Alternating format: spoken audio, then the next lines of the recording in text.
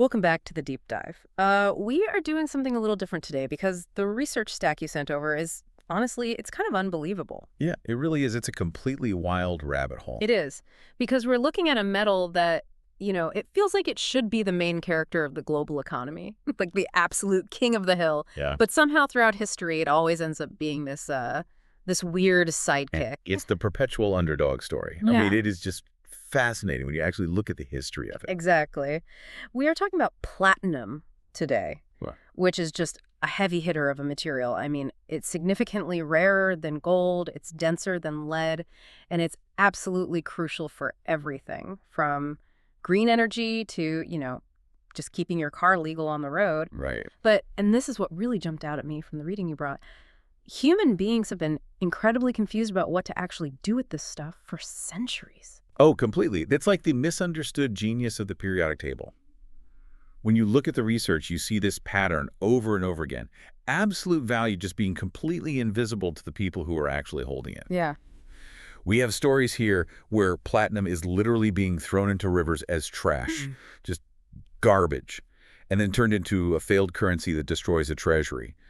And now today, it's sitting at the center of a $1 trillion legal loophole that sounds like a crazy conspiracy theory, but is actually real binding law. It's such a wild ride. So we have 5 specific tales to get through today that really frame this metal. We're going to cover colonial disasters, Russian treasury failures, modern auto industry wars, all of it. But before we jump into this, we have to do the housekeeping. Right, the disclaimer. Very important. Extremely important. Look, if you are listening to this, we are talking about markets, value, commodities, and massive sums of money. But let's be very clear right up front. This is not financial advice. Definitely not. We are just exploring the history and the economics of the sources provided. We are absolutely not telling you where to put your savings or your 401k. Please always do your own research. We are just here to unpack the story and the sheer madness of it all. Exactly. So let's get right into it. When I say platinum is a powerhouse, I mean it's used in high-tech electronics, jewelry, catalytic converters. It's a prestige metal. But our first story is honestly hilarious because it takes us back to a time when it was treated like nuisance waste, like industrial runoff. Yeah. We are going to 1700s Colombia with the Spanish conquistadors. So picture the scene for a second. You have these Spanish explorers trekking through the Colombian wilderness. It's hot, it's dangerous, there are mosquitoes everywhere, and they are completely obsessed with one thing, gold. Right, gold fever. Exactly. They are panning in the rivers, separating the dirt from the yellow metal, and they keep finding this really annoying grayish-white substance just mixed in with everything. And it's incredibly heavy, right? Like, that was the main Yeah. problem. It wasn't light like aluminum where you could just wash it away. Exactly. It's incredibly dense. It sinks right along with the gold. So it was a total nightmare to separate out, and they had never seen it before. So they come up with this theory that is just, it's charmingly wrong. They called it platina. Platina, which means little silver. Right. Literally translates to little silver. But the best part is their scientific explanation for what it was, because they thought it was unripe gold. I just love that detail so much. The idea that metals are like fruit. Like, oh, just put it back on the vine, guys. It needs another million years in the sun. It was the prevailing alchemy of the time. They really believed metals grew and ripened inside the earth. So to them, this white metal was literally just gold that hadn't finished cooking yet. It was defective, it was a green banana, and they only wanted the yellow ones. So logically, if you have unripe fruit, you don't eat it. What did they actually do with tons of platinum? They threw it back. They actually dumped tons of platinum back into the rivers, or they buried it, thinking that if they just put it back in the ground, it might ripen into gold eventually.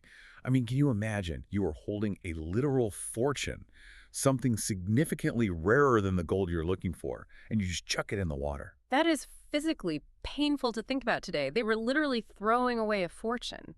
But the sources mention it wasn't just ignorance, right? There was actually a legal panic involved, too. There's a huge panic. The Spanish government eventually banned the export of platinum entirely. See, because platinum is so dense, it has an almost identical density to gold. The Spanish crown was terrified that counterfeiters would take this trash metal, coat it in a really thin layer of gold, and pass it off as solid gold coinage. Which honestly would have been the perfect crime in the 1700s. I mean, Archimedes himself would have struggled to tell the difference without melting the coin down. Exactly. It was the perfect counterfeit material. So instead of capitalizing on a brand new, highly resilient resource, they criminalized it. They were sitting on the only known source of platinum in the entire world at the time, and they treated it like toxic waste. This brings us to the first big economic concept from the reading. And I want to get into the theory here for the listeners, which is perceived value. It's a crucial distinction to make. We often think value is intrinsic. Like we think gold is valuable just because it is gold. But this story proves that value is entirely about perception and utility. Right. The Spanish had the monopoly on it, but because their perception was just, this is a counterfeiting tool or this is unripe, the economic value of platinum was basically zero. Actually, it was negative. It was a liability to them. Now, the analysis in our packet breaks this down through a few different lenses, and this is where it gets really spicy. There is a distinct right-centric view here that struck me. It frames this whole disaster as a total failure of centralized experts. You had the Crown, the mining authorities, supposedly the smartest guys in the room, and they completely missed the boat. Yeah, it represents that classic argument that top-down control often just misses market signals entirely. They were so hyper-focused on protecting the existing currency, which was gold, that they couldn't see the massive innovations staring them right in the face. They had a government monopoly, so they had zero incentive to be creative with it. But then you flip it, and the sources present a left-centric view that takes a totally different angle. They argue this was a failure of colonial extraction and just blind greed. The whole obsession with the gold standard and simply extracting wealth prevented them from appreciating the actual scientific properties of the material. They didn't care what it was, they only cared that it wasn't money. Right, if they had been curious, instead of just greedy extractors, platinum's incredibly high melting point could have advanced metallurgy by a century. But they missed the science completely because they were only chasing the dollar, or, the doubloon in this case. Exactly. And I have to say, we are just reporting what's in the sources here, not taking sides on whether the left or right interpretation is correct. But there was one more perspective the text touched on, which I thought was really beautiful, the Japanese view. Oh yes, the shokunin spirit, the craftsman spirit. Contrasts so sharply with the conquistadors. The Spanish reaction to a metal that wouldn't melt easily was just pure annoyance. Get rid of it. But the shokunin reaction would have been respect. The idea is that if a material resists you, you don't throw it away. You master it. You figure out how to work with it. It's a really profound lesson. Yeah. Just because something is difficult doesn't mean it's worthless. In fact, usually it means the exact opposite. The difficulty is exactly where the value hides. Which is a perfect segue to our second story, because eventually humanity did figure out platinum was valuable. And in the 1820s, Russia decided to stop throwing it away and just go all in. They became the only country in history to attempt a circulating platinum currency. This was such a fascinating experiment. Yeah. The Russians had discovered massive deposits in the Ural Mountains, and they didn't have the colonial baggage the Spanish did.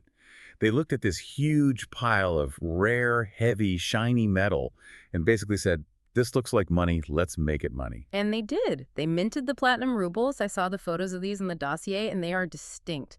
They made 3, 6, and 12 ruble coins, which sounds like a great idea on paper. It was a very bold move, but it failed spectacularly. And it failed because of a core economic concept called seigniorage. Okay, let's break that down for the audience. Seigniorage is a term that gets thrown around in high-level economics classes, but what does it actually mean if you're explaining it to a friend at a pub? Seigniorage is essentially the profit margin of money itself.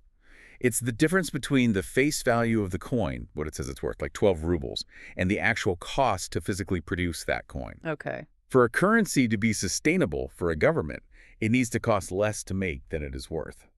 Think about modern money. You want to print a $100 bill for 10 cents. That's a good business model for a treasury. And platinum is definitely not 10 cents. Platinum is an absolute nightmare to work with. It has a melting point of over 1,700 degrees Celsius. In the 1820s, the technology to melt, refine, and stamp these coins was astronomically expensive. They were burning through insane amounts of fuel, breaking their molds.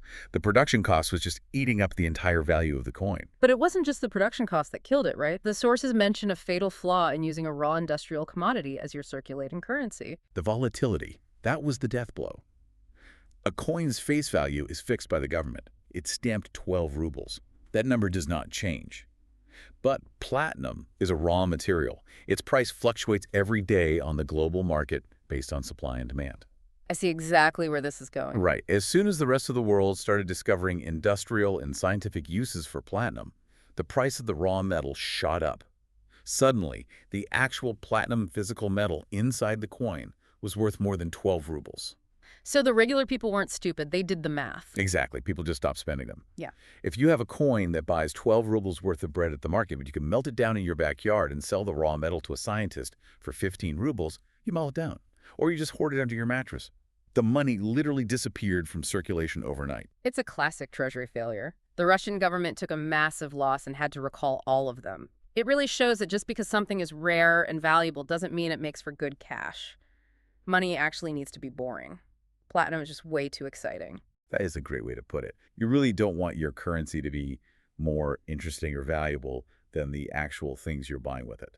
So we've gone from throwing it in the river in South America to failing to use it as money in Russia.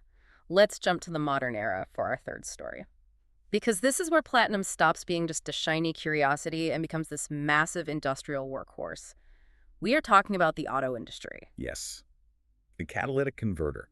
This is the device underneath pretty much every gas-powered car that scrubs the terrible toxins out of the exhaust. It turns carbon monoxide into carbon dioxide, breaks down nitrogen oxides. It is completely essential for breathable air in cities. And for a long time, platinum was the undisputed king of this technology. Chemically, it was just the absolute best metal for the job. But then the markets went crazy. The price went parabolic. A Yes. few years back, platinum hit something like $2,000 an ounce. And this introduces us to a massive economic driver called the substitution effect. Which is pretty intuitive if you think about everyday life, right? If beef gets way too expensive at the grocery store, you just buy chicken. Precisely. When the price of an input good becomes prohibitive, consumers, or in this case massive auto manufacturers, will move heaven and earth to find a cheaper alternative. The car companies looked at that $2,000 price tag for a tiny bit of platinum and said, this completely kills our profit margins. We need a plan B right now. Enter palladium. Palladium is essentially platinum's little cousin on the periodic table. Huh? Chemically, they're very similar, but at the time, palladium was dirt cheap. Nobody really wanted it.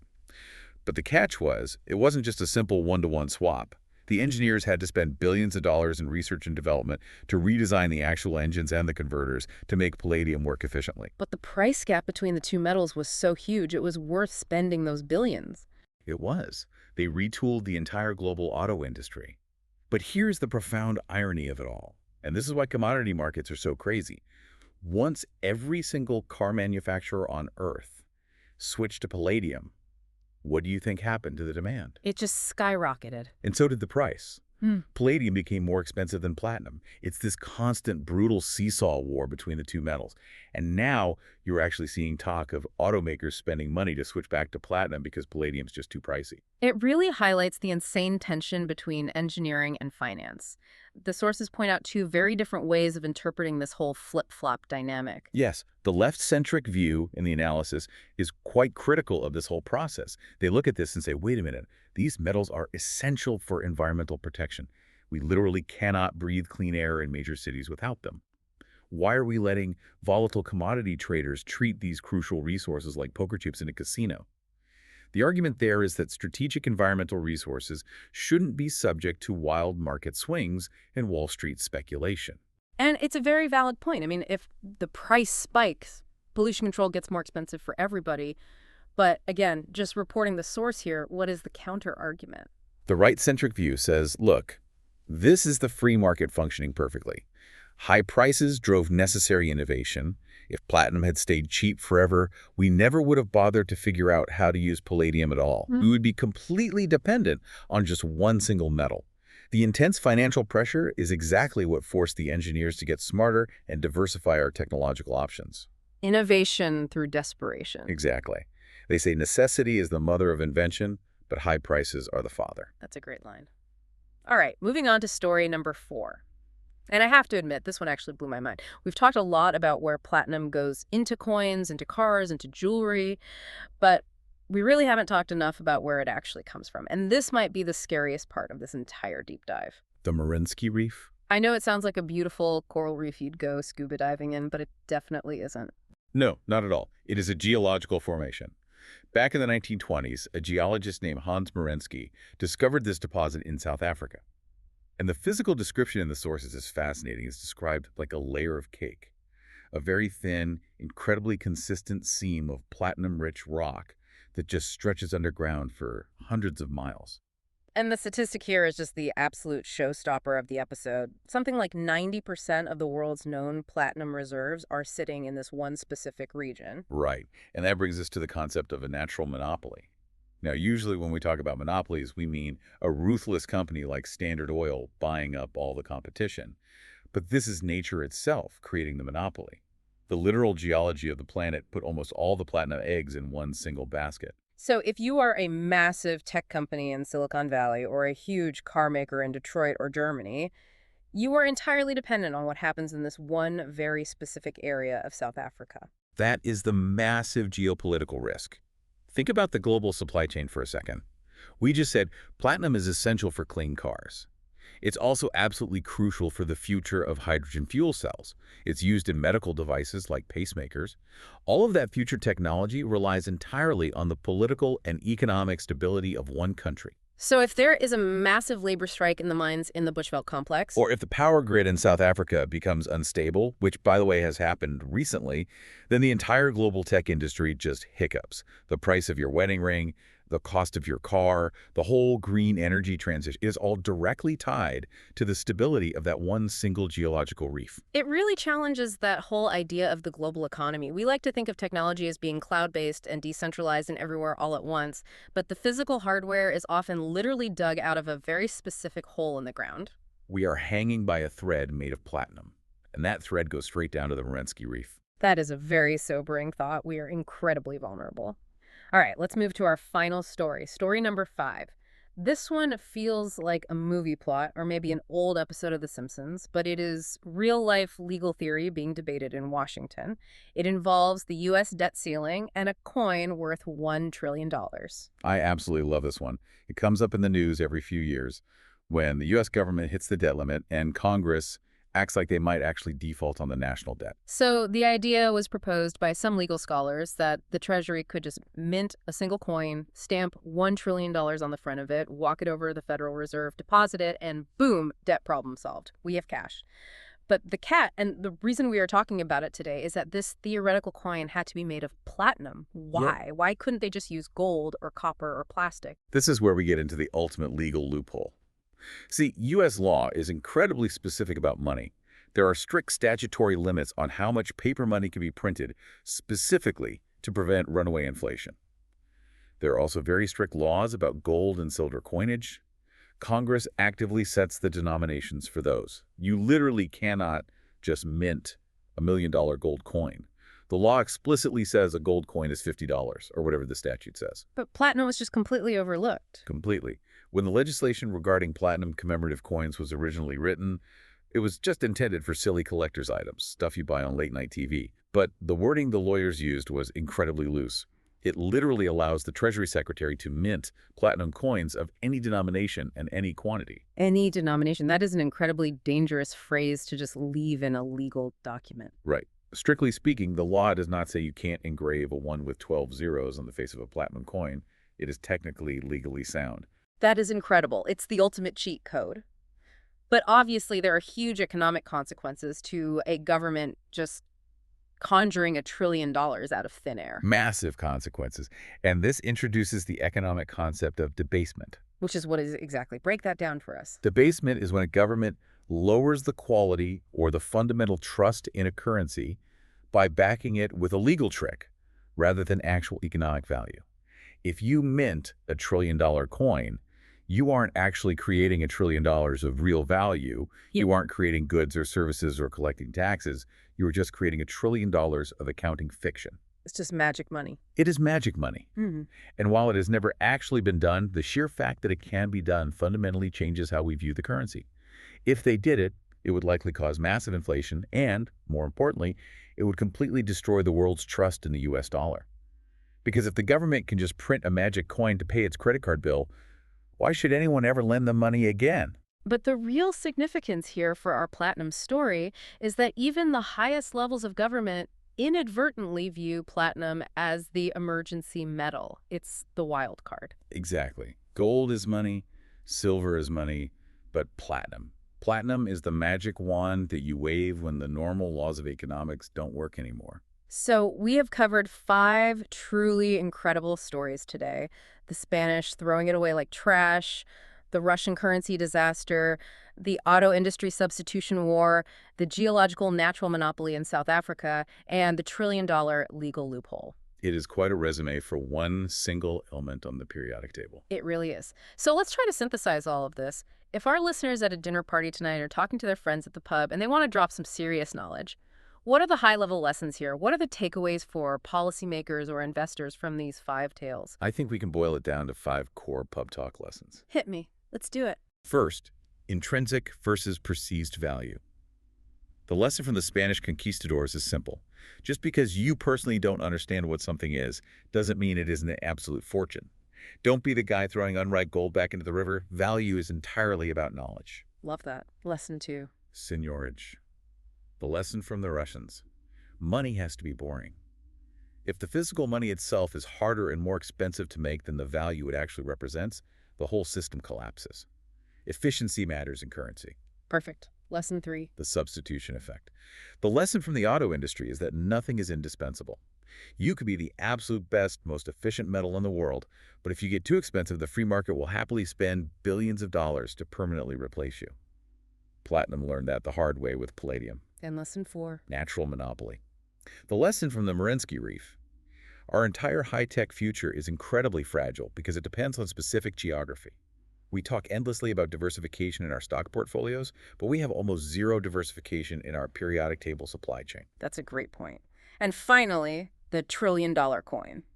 Legal loopholes. The lesson there is that laws always have unintended consequences. Platinum happens to be the only metal the government can legally use to cheat the debt system. It just serves as a stark reminder that all economies are built on rules, and rules can always be gamed. It really is the hidden metal. I mean, it's in our car engines, it's sitting on our fingers as jewelry, and potentially it could be sitting in the Treasury's secret vault as a $1 trillion coin to save the economy. It's heavy, it's incredibly rare, and it is remarkably tough. And that is exactly what makes it so fascinating. Now, before we go, here's a final thought for you to chew on. We talked about how platinum is used in catalytic converters to clean our air and in hydrogen fuel cells for the energy of the future. As the world tries to get greener, we're going to need exponentially more platinum, not less. Right. The global demand curve is only going up. But as we just learned, 90% of it is locked in one single place on Earth, and it is getting harder and much deeper to dig up. So the provocative question is this. Are we moving toward a future where the limitation on saving the planet isn't our human ingenuity or our technology, but simply the physical fact that we cannot dig this one specific metal out of the ground fast enough? Are we going to hit a platinum wall? Exactly. Is geology the ultimate cap on human ambition? That is the trillion-dollar question right there. Or I guess the 1 ounce question. Well, we hope you really enjoyed this deep dive into the strange tales of the platinum market. If you like this talk, please subscribe and like this channel. It really helps us keep the lights on and the research flowing. We are building something really big here, and we want you all along for the ride. Thanks so much for listening, and we will see you on the next deep dive.